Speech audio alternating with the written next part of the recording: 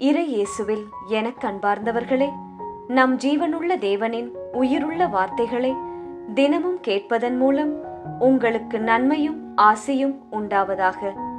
இன்றைக்கு நம் உள்ளத்தில் ஆண்டவர் பேச விரும்புகிற திருவசனம் நீதிமொழிகள் 21 அதிகாரம் 3 திருவசனம். பலி செலுத்துவதை விட நேர்மையாகவும் நியாயமாகவும் நடப்பதே ஆண்டவருக்கு உவப்பளிக்கும். இறை இயேசுவில் எனதருமை நண்பர்களே, உங்கள் அனைவருக்கும் நம் இயேசுவின் அன்பை உரித்தாக்குகின்றேன். எதையும் குறித்து கலக்கமே வேண்டாம், அச்சமும் வேண்டாம். உங்கள் கடவுளாகிய இயேசு உங்கள் முன்தான் செல்கிறார். சரி, இன்றும் கூட ஓர் அருமையான சத்தியத்தை இயேசு நமக்கு கூறுகிறார். அது என்னவென்று கேட்போமா? பலி செலுத்துவதை விட நேர்மையாகவும் நியாயமாகவும் நடப்பதே ஆண்டவருக்கு உவப்பளிக்கும்.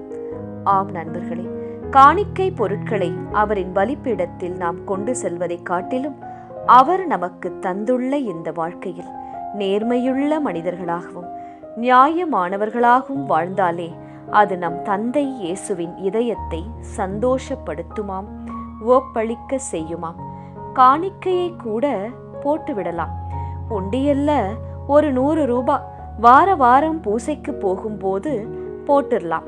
ஆனா நேர்மையா வாழ்வதுதானே கஷ்டம் என்று எண்ணுகிறீர்களா?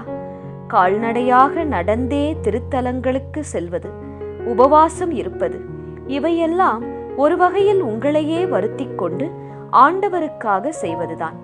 ஆனால் அந்த ஆண்டவராகிய இயேசுவே இன்றைய வசனத்தில் கூறுகிறாரே, உன் காணிக்கைகளை விட, பலி செலுத்துவதை விட உன் நேர்மை, உன் நியாயம், அவை கொண்ட உன் வாழ்க்கையை, உன் நடத்தையை பார்க்கும்போதுதான் உன் தகப்பனாகிய என் உள்ளம் உவப்பாகிறது என்பதாய். இயேசுதானே இப்படி கூறுகிறார். எப்போது அவர் சந்தோஷப்படுகிறாராம்? நம் நேர்மையை காணும்போது.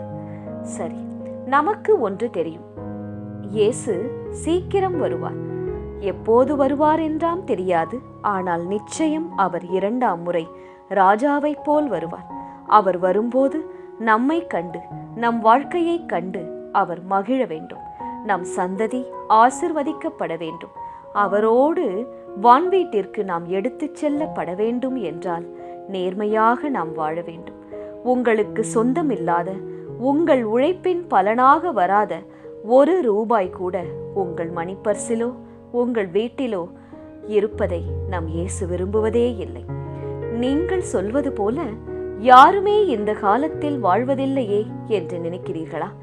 அனைவரும் உழைக்காமல் பணம் சம்பாதிக்க வேண்டும் என்றுதானே நினைக்கிறார்கள் என்ற சிந்தனை ஓட்டமா உங்களுக்கு? இல்லை. சற்று கேளுங்களேன்.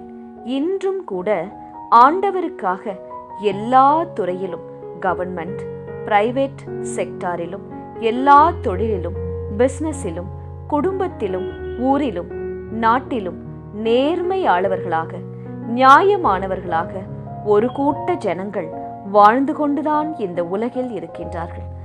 அவர்கள் பொருட்டுதான், அவர்களின் நேர்மையை கண்டுதான் நம் அனைவருக்குமே மழை பொழிகின்றதாம் மேகம், உணவை விளைவிக்கின்றதாம் இந்த பூமி.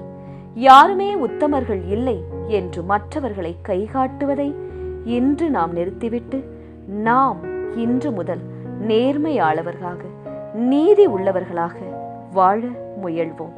ஜெபிக்கலாமா? இயேசுவே, பலி செலுத்துவதை விட நேர்மையாகவும் நியாயமாகவும் நடப்பதே ஆண்டவருக்கு பிரியம் என்பதை நாங்கள் இன்றைய நாளில் புரிந்து கொண்டோம். அப்படியே வாழ எங்களை தகுதிப்படுத்தும். பெரிய அறுவடையை அதன் பொருட்டு நாங்கள் காண செய்யும் இயேசுவே, ஆமேன். இயேசு கிறிஸ்துவின் பெரிதான நாமத்தின் நிமித்தம் ஜெபிக்கிறோம், ஆமேன்.